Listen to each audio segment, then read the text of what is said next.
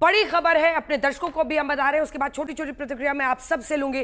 प्रेम शुक्ला जी, भारत ने अपनी शर्त पर यह साफ साफ बताते हुए कि अगर आतंकी घटना कोई होती है तो उसे एक्ट ऑफ वॉर यानी युद्ध की क्रिया माना जाएगा, ये बताते हुए सीज फायर को एक्सेप्ट किया है अपनी शर्तों पर। किस तरह की जानकारी आप देंगे, क्योंकि देखिए कई मायनों में कुछ जानकारी आपसे, उससे पहले हम अपने दर्शकों को देना चाहते हैं ग्राफिक्स के भी जरिए कि ऑपरेशन सिंदूर ऐतिहासिक क्यों है। पहलगांव के बाद प्रधानमंत्री ने सीधा आदेश दिया कि डीप स्ट्राइक करेंगे। देश से जो वादा उन्होंने किया था आतंकियों को कल्पना से बड़ी सजा मिलेगी, वो पूरा किया। वादे को पूरा करते हुए भारत ने ऑपरेशन सिंदूर शुरू किया और भारत ने पाकिस्तान में घुसकर जो आतंकी ढांचे हैं उनको तबाह किया। हमने एयर स्पेस नहीं क्रॉस किया, लेकिन हमने अपने स्कैल्प और हैमर मिसाइल से एक एक करके उनके तमाम जो ठिकाने थे आतंकियों के, बहावलपुर से लेकर मुरीद के और पीओके में, उन सबको तबाह किया। भारत परमाणु शक्ति संपन्न देश पर हमला करने वाला दुनिया का पहला देश बन गया है। देखिए यूक्रेन परमाणु हथियार उसके पास नहीं है। वैसे ही आप देखिए इजराइल और फिलिस्तीन के बीच जो जंग चल रही है, लेकिन भारत पहला ऐसा, क्योंकि हम कब तक इसको बर्दाश्त करते, और ये भारत में लोगों का जो सब्र है वो टूट रहा था, वो खत्म हो रहा था। और इसीलिए सबसे बड़ी बात यही है कि भारत परमाणु शक्ति संपन्न देश पर हमला करने वाला दुनिया का पहला देश बना है। और अपनी सैन्य शक्ति, अपनी कूटनीतिक शक्ति से भारत ने पाकिस्तान को किस तरह से टेम किया है आतंकवाद के मुद्दे पर, यह भी बहुत बड़ी मिसाल है। पीओके में भी कई आतंकी ठिकानों को हमने नष्ट किया, 3 आतंकी संगठनों के 9 ठिकानों को नष्ट किया। भारत के मिसाइल हमलों ने पाकिस्तान को दिया कि पाकिस्तान आर्मीज जेन्युइन जगुलर वेन, ये कहना बहुत जरूरी है और ये बार बार दोहराना जरूरी है, क्योंकि यही जगुलर वेन का इस्तेमाल जनरल मौलाना मुनीर ने किया था हिंदुओं के खिलाफ भड़काने के लिए। अब ये साफ है कि अगर उनका जगुलर वेन गया है तो फिर उनके लिए कितनी बड़ी मुश्किल है। हम आपको तमाम जो आतंकी हैं उनके भी डिटेल्स दिखा रहे हैं, एक बार सारे जो हमने नाम बनाए हैं उन आतंकियों के, वो भी बता दीजिए। न जाने कितने आतंकी हमलों का आज हमने बदला लिया, IC-814 से लेकर अबू जिंदाल जो कि मुंबई के 26/11 में इन्वॉल्व था, ऐसे आतंकियों को हमने उनके अंजाम तक पहुंचाया है। पाकिस्तान एक्सपोज भी हुआ है मतलब आप सोचिए, चीफ ऑफ आर्मी स्टाफ कहां पर फूल भेजता है सजदे में एक आतंकी के जनाजे नवाजा पर, और वहीं पर नमाज भी वही पढ़ रहा था। बड़ी कामयाबी है प्रेम शुक्ला जी। निश्चित तौर पर आदरणीय नरेंद्र मोदी जी के नेतृत्व वाला नया भारत है जो आतंकवाद पर जीरो टॉलरेंस की पॉलिसी रखता है। इसलिए हमने अपनी शर्तों पर आतंकवादियों के ठिकानों पर हमला करके उनको तबाह करके, और जब पाकिस्तान ने वहां से ड्रोन भेजे तो जहां से ड्रोन भेजे उस सिस्टम को भी तबाह करने में हमारी सेना ने कोई कोर कसर बाकी नहीं रखी। और अंततः पाकिस्तान के DGMO को यह निवेदन करना पड़ा कि भारत कृपा करके सीज फायर करे, हम सीज फायर करने को तैयार है। और भारत ने स्पष्टता से कह दिया है कि अगर आतंकवाद की कोई भी घटना हुई तो हम इसको युद्ध मानेंगे, और युद्ध की स्थिति में हम निश्चित तौर पर ईंट का जवाब पत्थर से देंगे। आदरणीय नरेंद्र मोदी जी के नेतृत्व में राजनीतिक, कूटनीतिक, रणनीतिक और वैदेशिक जो हमको सफलता मिली है, वह निश्चित तौर पर समग्र भारत के लिए, जैसा आपने बताया कि पहला यह राष्ट्र है जिसने परमाणु शक्ति संपन्न पाकिस्तान की कोख में घुसकर उसके आतंकवादियों का सफाया किया है। और हमने लाहौर का जो है जिस तरह से उनका डिटेक्शन सिस्टम हमने जिस तरह से निपटाया, जिस तरह से हमने उनके अन्य स्थानों पर जहां से भारत के नागरिक ठिकानों पर हमले किए जा रहे थे, उन आक्रांताओं के ठिकानों को जिस तरह से ठिकाने लगाया है, निश्चित तौर पर एक बड़ा सबक समग्र दुनिया के सामने आदरणीय मोदी जी के नेतृत्व में भारत की सरकार ने, भारत की सेना ने समग्र विश्व को संदेश दिया है कि अगर कोई आतंकी घटना करेगा, अगर कोई निर्दोष भारतीय नागरिकों का बलिदान लेगा, तो उसके घर में घुसकर उसको उससे कठिन भाषा में उसको मिट्टी में मिलाने में हम कोई कोर कसर बाकी नहीं रखेंगे।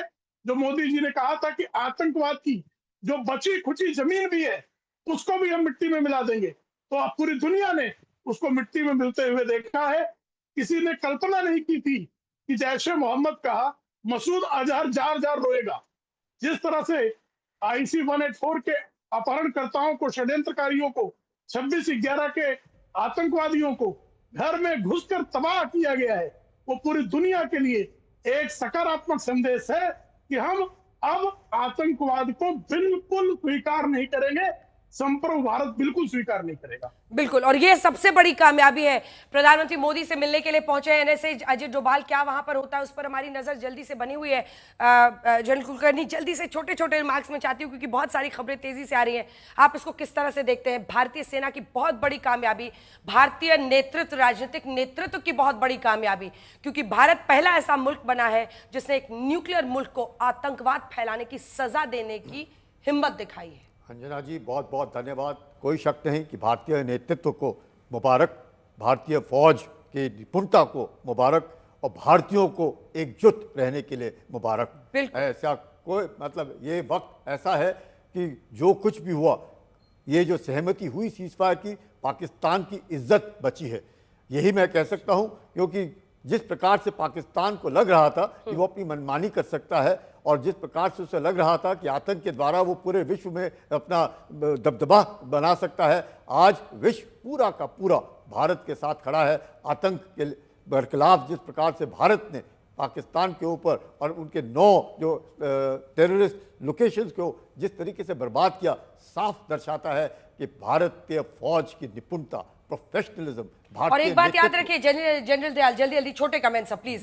देखिए सबसे बड़ी बात क्या है, सबसे बड़ी बात क्या है कि जो हमने अन्य सैंक्शंस लगाए हैं, हमने सिंधु जल संधि को भी अभी सस्पेंड किया हुआ है और साफ साफ कहा है कोई आतंकी घटना, एक्ट ऑफ वॉर। 7 तारीख को जो हमने ऑपरेशन किया था वो सिर्फ पाकिस्तान के लिए नहीं, दुनिया के लिए मैसेज था कि भारत सिर्फ JNK में नहीं, पंजाब में भी ये कार्रवाई कर सकता है। तो जो पाकिस्तानी पंजाब है, जब उसमें कार्रवाई हुई तो मेरा तो उस दिन से था कि अब पाकिस्तान कोई फेस सेविंग तरीका ढूंढेगा और सारी की सारी कार्रवाई पाकिस्तान की जो लीडरशिप थी 7 तारीख की सुबह से लगी थी और ये उसमें उसी की मुहिम थी कि वो लोग इससे निकलना चाहते थे।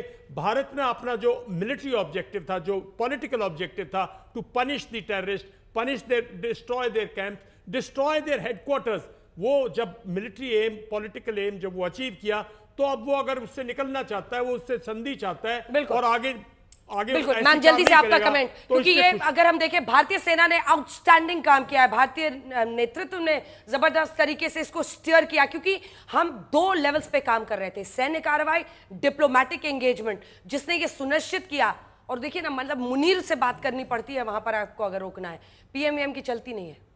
अंजना, मैं तो एक ही बात कहूंगी कि एक आतंकी ने हमारी भारतीय बहन को कहा था कि जाओ मोदी को बता दो, तो मोदी ने, भारत की सेना ने पूरे विश्व को बता दिया कि अगर तुमने भारत की तरफ आंख उठाई तो यही तुम्हारा हर्ष होगा, अगली बार तुम्हें भी भिखारी की तरह माफी मांगनी पड़ेगी, अदरवाइज। और हमारा आगे का मुद्दा बिल्कुल साफ है, अगली बार तुमने आंख उठाई तो हम वॉर करेंगे और तुम्हें निस्तामुक्त कर देंगे। बहुत अच्छा, आपने 3 लाइनों में मतलब ढेर कर दिया, जितने हमारे दर्शक आपको सुन रहे अंजना, यही है नारी शक्ति, ये वायुसेना से है। मैं आपको एक चीज बताना चाहता हूं कि इसमें शक्ति और संयम का जो समन्वय दिखाया भारतीय सेनाओं ने, और जो हमारी राजनीतिक, जिसे कहते हैं हम बल, और राजनीतिक निर्णय और राजनीतिक और भारत की एकता, ये सारी सामने आई। लेकिन पाकिस्तान की बात कर लेते हैं। 2 परतें खुल गई। पहली परत कि हमने पौवे नहीं रखे हैं, वो तो खत्म हो गया। वो जो एक बनाया था संसार की, अगर ये पौवे रहेंगे तो कोई हमारे आतंकियों को नहीं छेड़ेगा। और दूसरी परत कि आतंकवाद और जो पाकिस्तानी मिलिट्री का समन्वय है, वो भी सामने आ गया कि पाकिस्तानी मिलिट्री और आतंकवादियों में कोई फर्क नहीं, दे कॉम्प्लिसिट। हाँ। उनके जनाजों पर रीत रखे जा रहे थे चीफ ऑफ आर्मी स्टाफ की तरफ से। बिल्कुल। और एक चीज और बता जल्दी से दूसरी चीज ये समझ में आई कि जब मुसीबत की घड़ी आई तो मुनीर क्या कह रहे थे? मुनीर कह रहे थे दीन का हवाला दे रहे थे, देश का नहीं। देश के हवाले के लिए सेना लड़ती है, दीन के लिए नहीं। और देखिए दूसरी तरफ आप देखिए, कॉम्बैट ड्रेस में हमारे तमाम जो सेना प्रमुख थे वो आगे बढ़ रहे थे, वो लगातार इन्वॉल्व थे पूरे ऑपरेशंस में। नुकसान हुआ है, नुकसान का हम मुआयना करें, असेसमेंट करें डैमेज, और उस नुकसान का जो है लोगों को हम रिलीफ पहुंचाना शुरू करें। जहां जहां लोग ज़ख्मी हैं उनका ठीक तरह से इलाज हो, उन्हें भी गवर्नमेंट स्कीम के तहत रिलीफ मिले। और जैसे आज सुबह ऐलान हुआ है, जहां जहां कीमती जानें गई हैं उन लोगों को हम वापस नहीं ला सकते, लेकिन कम से कम उनके गम में शरीक होके उन घरों को हम थोड़ा सा रिलीफ पहुंचाने का काम करेंगे। उमर साहब, आज आप जम्मू में थे, you had a first hand stock of the situation there, so after March जो अब सीज फायर का है, व्हाट्स योर प्लान? अब नुकसान बहुत हुआ है, नुकसान जम्मू शहर में हुआ है, लेकिन जम्मू शहर से बाहर अगर हम बात करें, पुंछ शहर को बहुत ज़्यादा जो है डेवेस्टेट किया हुआ है। कल रात को तो हमने जिस तरह से मिलिट्री नॉन मिलिट्री जो खामियाजा पाकिस्तान को भुगताया है, वो अपने आप में एक बहुत बड़ी कहानी है। क्योंकि देखिए, अगर हमने उनके एयरबेसेस को भी तबाह किया जहां से वो ये सब हरकत कर रहे थे, 3 रात सरहद पर लोग जागे रहे, हमारी फौज लगातार जगी रही, हमारे एयर डिफेंस सिस्टम्स तैनात रहे, जिसकी वजह से हमने उनकी कोशिशों को नाकाम किया। लेकिन उनकी इसी हिमाकत की वजह से उनको मिलिट्री नॉन मिलिट्री हर तरह की सजा भुगतनी पड़ी है। अगर जल संधि हमने फिलहाल सस्पेंड कर दिया है तो ये शायद सबसे बड़ा खामियाजा उनके लिए होगा। पंजाब सिंध जहां जहां पर पानी जाता था, उनकी खेती होती थी सबसे ज्यादा, उन इलाकों में बहुत बड़ी परेशानी आएगी। कई जगहों पर बाढ़ भी आ सकती है, हम उनको जानकारी नहीं दे रहे हैं क्योंकि अब किसी तरह का डिप्लोमेटिक तरीके से भी बातचीत इस पर नहीं हो रही है। वहीं दूसरी तरफ अगर आप देखिए तो हमने आतंक के उनके ठिकानों को, और पाकिस्तान के सीने में सबसे बड़ा दर्द तभी उठता है जब आप मुरीद के बहावलपुर का जिक्र करेंगे, क्योंकि ये वो ठिकाने हैं जहां से वहां की सेना को ऑक्सीजन, बाकायदा मास्क लगा के ऑक्सीजन की टंकी थी ये उनके लिए, वहां से उनको पाइप से ऑक्सीजन आता था, वो ऑक्सीजन हमने तबाह किया। हमने मुरीद के बहावलपुर इन तमाम जगहों पर आतंकी ठिकानों को बंद किया। तो दूसरी तरफ अगर आप देखिए कि 3 रातों से जब वो कार्रवाई करनी बंद नहीं कर रहे थे, तब हमने आज उनके 4 एयर बेसेस को पूरी तरह से नष्ट कर दिया है। एक एक करके आपको बताते हैं, क्योंकि सबसे बड़े जो अगर आप देखेंगे तो नूर खान एयरबेस रावलपिंडी, यहीं से सबसे पहले उसने अपने यहीं पर डिफेंस सिस्टम को अपग्रेड किया था या फिर अपलिफ्ट किया था जब हमने ऑपरेशन सिंदूर लॉन्च किया था। हमने आप इसका मतलब समझिए, मतलब 2 सेकंड रुक कर आप समझेंगे तो आपको समझ में आएगा कि इसकी गंभीरता कितनी है। अगर हम नूर खान एयरबेस उनका रावलपिंडी में तबाह करते हैं, आप सोचिए कि एवैक सिस्टम, उनका जो airborne warning and control system है, उसको हम तबाह करते हैं। उसके बाद तो उनके लड़ाकू विमान सिटिंग डक्स बन जाते हैं, बैठे हुए उनको बतख कहिए, क्योंकि उनके लिए फिर मुश्किल है कि वो कैसे मनूवर करेंगे, उनको एयर वार्निंग कैसे मिलेगी जब वो एयरबॉर्न होंगे, हवा में जाएंगे। हमने उनके मुरीद एयरबेस को चकवाल में तबाह किया। हमने ध्वस्त किया है रफीकी एयरबेस जो कि जंग में है। रहमियार खान दक्षिण पंजाब पाकिस्तान, याद रखिए पंजाब में जाकर हमने अगर बहावलपुर मुरीद के इन तमाम जगहों पर हमले किए हैं तो ये पहली बार हुआ है। और बार बार हम ये क्यों कह रहे हैं कि 71 की जंग के बाद ये भारत की सबसे बड़ी सैन्य कार्रवाई है उनके आतंकी, और जब उन्होंने किया तो हमने जो प्रोपोर्शनेट जवाबी कार्रवाई की, उसमें हमने उनके सुकुर एयरबेस सिंध में भी बहुत बड़ा नुकसान उनको पहुंचाया है। हमने चुनिया एयरबेस कसूर लाहौर में, और इसी के साथ साथ पसूर रडार साइट पंजाब पाकिस्तान में, सियालकोट एविएशन बेस जो उनका है सियालकोट में, उस पर हमने हमला किया। एवैक्स हो, HQ-9 डिफेंस सिस्टम हो, सैन्य रडार, हथियार भंडार, सबको भारी नुकसान पहुंचाया। 8 सैनिक ठिकानों को भी हमने आज तबाह किया है, और ये सब इसलिए क्योंकि भारत ने संयम समझदारी के साथ उनके हमले का सिर्फ प्रोपोर्शनेट जवाब दिया है।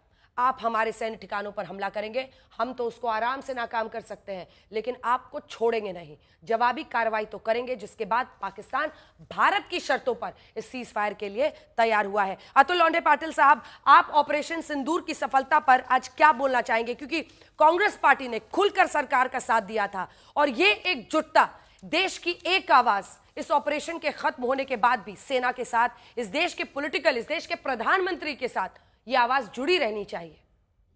No compromise on national interest. Very good. जहां तक देश की राष्ट्र की बात है, उसके साथ कोई कॉम्प्रोमाइज नहीं, उसमें कोई सत्ताधारी नहीं और कोई सत्ता पक्ष नहीं, कोई विपक्ष नहीं। ये भूमिका कांग्रेस की पहले से रही और आखिरी तक रहेगी जब तक कांग्रेस है। पहलगाम के कुछ चीजें हैं अंजना जी, हमें माननी पड़ेगी। जवाब तो दे दिया है, हमारे सेना को सलाम है, और सेना ने जिस तरह से अपना प्रोफेशनलिज्म दिखाया, जिस तरह से अपनी ताकत दिखाई, पूरी दुनिया ने देखी है। लेकिन कुछ बातें जो बातें जरूर कहना चाहूंगा। पहली बात यह है कि जो पहलगाम में जो हमारी बहनें विधवा हुई है, जिन भाइयों ने अपनी जान दी है, शहादत का उसको शहीद का उसको दर्जा दिया जाए, ये एक अच्छी पहल होगी।